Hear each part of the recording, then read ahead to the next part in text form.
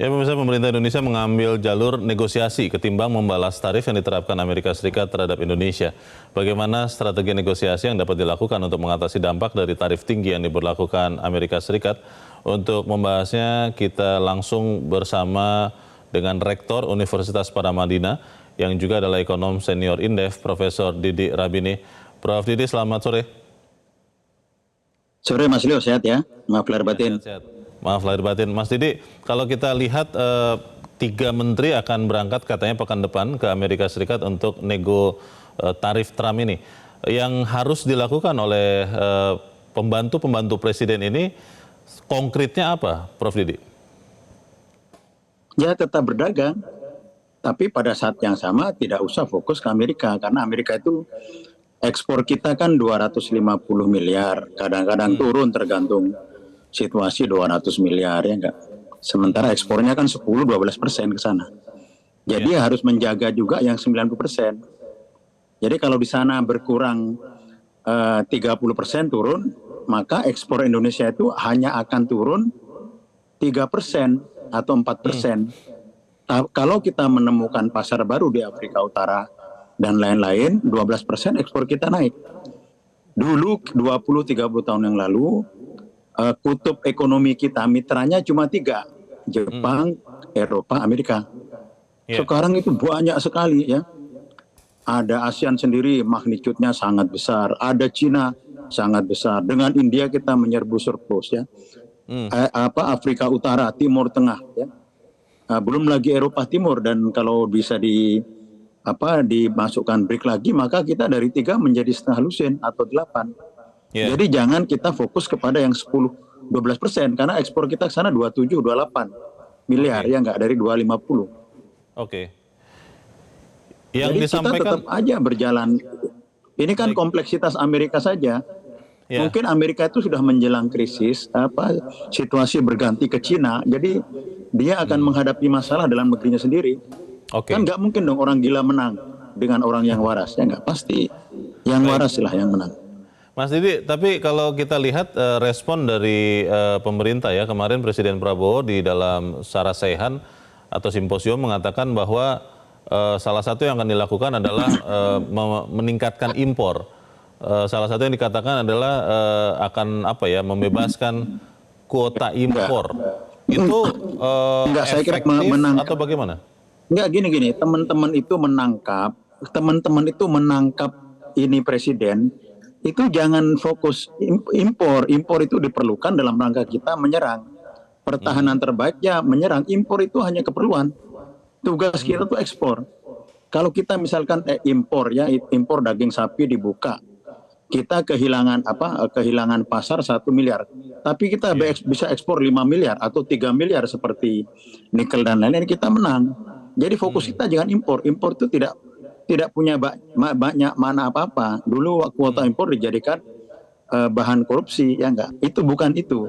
Kita harus mengekspor dan mempertahankan dalam negeri. Nah, kita ini relatif lebih bagus daripada Vietnam, Malaysia, karena mereka 100%, 80% dari PDB-nya ekspor. Kita ini 70% lebih pasar dalam negeri. Kita perkuat pasar dalam negeri dalam rangka go global. Itu cara berpikirnya begitu. Jadi kita tidak memikirkan impor. Kalau itu kan perubahan kebijakan dari kuota menjadi bebas. Tapi kalau bebas tentu hitung-hitung, ada syarat-syarat dan lain-lain. Seperti Amerika kan udang sawit kan diprotek dengan non tarif. Ya kita bisa melakukan itu juga, nggak apa-apa. Tapi itu kan strategi. Oke, silahkan Pak Prabowo, silahkan impor kepada kita. Berarti kita mengambil jalan kompromi, ya enggak? Mas Didi, kalau ada yang mengatakan sebenarnya yang dilakukan Donald Trump itu target utamanya sebetulnya hanya China atau Tiongkok. Dan sekian negara termasuk Indonesia itu ya semacam collateral damage lah begitu. Dan kemudian dampak yang akan terkena ke Indonesia itu bukan hanya dampak hubungan dagang bilateral Indonesia-Amerika Serikat saja, tapi karena Amerika Serikat begitu kerasnya dengan Tiongkok, maka permintaan Tiongkok terhadap bahan-bahan baku dari Indonesia itu yang akan terpengaruh. Pandangan Anda seperti apa? Ya, kita dengan Cina berdagang kan sudah lama dan magnitudenya sangat besar. Ya dilanjutkan kalau dia menyerbu pasar kita, kita harus jaga-jaga ya dengan sebesar-besarnya, sebaik-baiknya.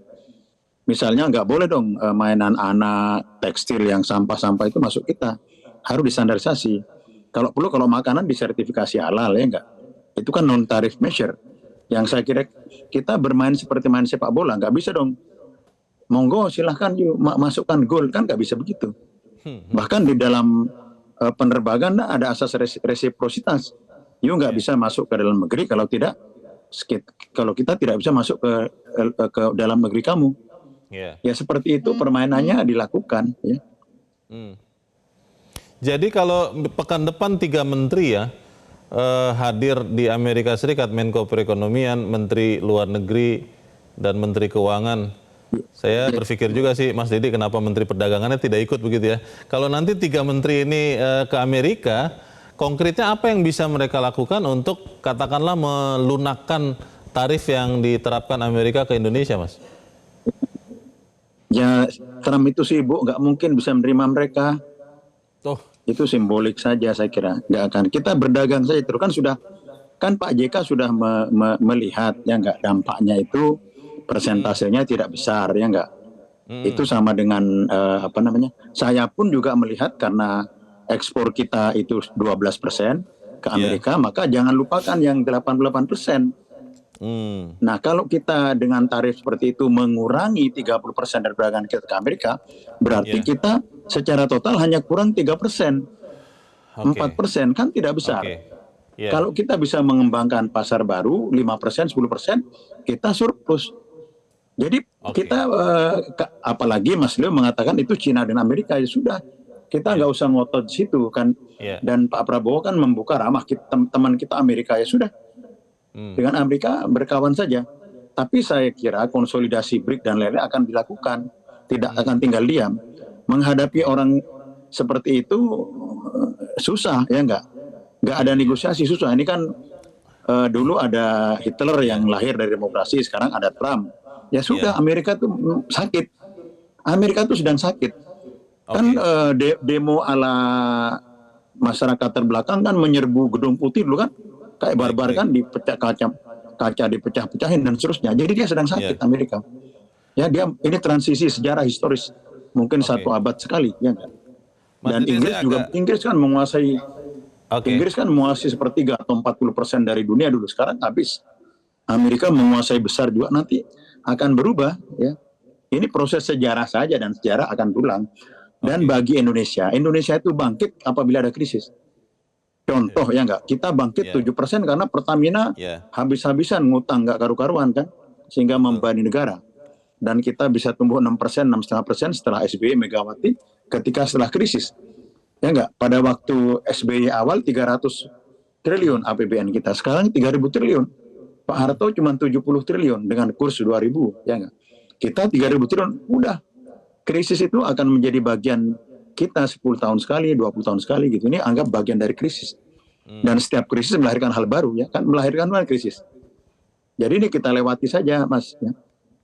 Mas Didi, yang dikhawatirkan juga adalah memang awalnya atau sumbernya adalah perang tarif yang dilakukan sepihak oleh Amerika Serikat, Donald Trump. Tapi efeknya itu juga kemana-mana, ke pasar keuangan. Kita lihat strong dollar itu begitu rupa sampai kita lihat kurs rupiah itu ini yang terendah secara nominal kan sejak ada republik ini. Kemudian juga sekarang produsen sepatu di Indonesia kan juga terpengaruh karena ini jelas-jelas dampaknya dari perang tarif. Yang harus dilakukan pemerintah untuk mengadres masalah-masalah ini apa ya, Mas Didi? Dua strategi yang harus diumumkan kepada masyarakat, kepada kita ekonomi ini ya. Pertama, stabilisasi dalam negeri. Nggak boleh diam, ya nggak? Kita punya rupiah turun dahsyat sekali di masa lalu. Ini kurang dahsyat, ya nggak? Dan itu pemerintah nggak boleh diam, ya nggak? Ya, Menteri Keuangan nggak boleh cuma ngomong bahwa ini ilmu sudah tidak ada lagi. Memang betul. Cina itu nggak jelas apakah kapitalis atau komunis. Ilmunya nggak ada. Sekarang memang tidak berlaku ilmu ekonomi udah susah, udah nggak ada. Jadi sekarang ini ya stabilisasi ya. ada dua. Pertama dalam negeri, sektor luar negeri, dalam negeri, sektor luar negeri. Dalam negeri itu bereskan moneter, ya. Bank Indonesia dengan Kementerian Keuangan harus diumumkan kepada kita ekonomi ini, ya, stabilisasi rupiah, inflasi, ya, SBN dan lain-lain, industri, deregulasi dan lain-lain, ya, bidang perdagangan, ya, diplomasinya ke Amerika, oke, ke negara-negara juga begitu. Yang luar negeri, ya, yang saya katakan, pertarungan kita itu, negara itu akan hebat kalau kita go global. Kalau kita berhasil mengirimkan entrepreneur kita ke Eropa, ke Afrika Utara, kemana, itulah kehebatan kita dan menghasilkan devisa, ya, termasuk tenaga kerja itu. Jadi dua, dalam negeri, luar negeri, ya enggak. Kalau itu dilakukan, disampaikan kepada kita, kepada ekonomi ini, deregulasi, paket-paket kebijakan, jangan diam saja. Itu harus dilakukan dan itu harus tiap hari, ya. Tidurnya harus 6 jam, 4 jam sehari.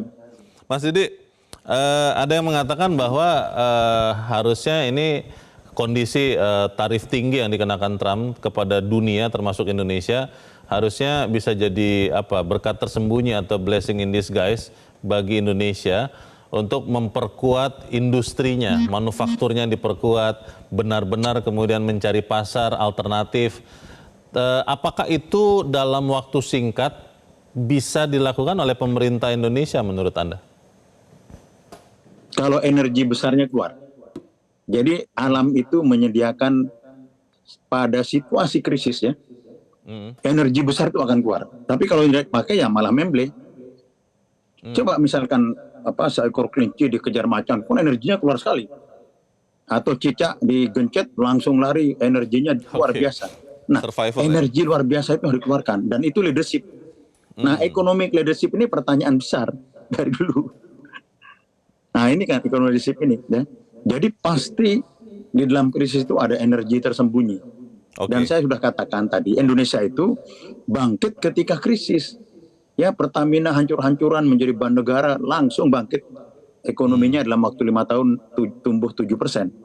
Ya, enggak, dengan hanya APBN 50 triliun, 70 triliun, bisa bikin swasembada pangan, ya, bisa bikin keluarga berencana, bisa ngasih camat seluruh Indonesia safari untuk kampanye Golkar, ya, bisa bikin jalan tol, bisa bikin pabrik-pabrik pupuk yang sekarang itu ada.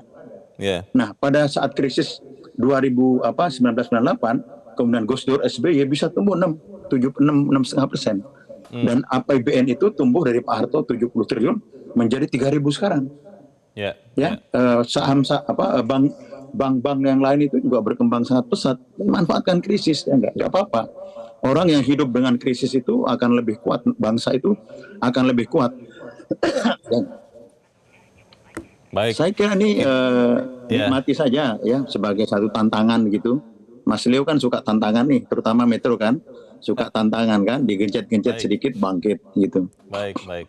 Kita harap apa yang disampaikan oleh Anda, Mas Didi, juga menjadi masukan, ya, bagi tim atau delegasi Indonesia yang akan berangkat ke Amerika pekan depan, meskipun mungkin tidak ketemu langsung Presiden Donald Trump. Terima kasih, ekonom senior Profesor Didi Rabini sudah mencerahkan kami. Terima kasih, sampai ketemu. Sampai ketemu. Baik. Jelajahi cara baru mendapatkan informasi. Download Metro TV Extend sekarang.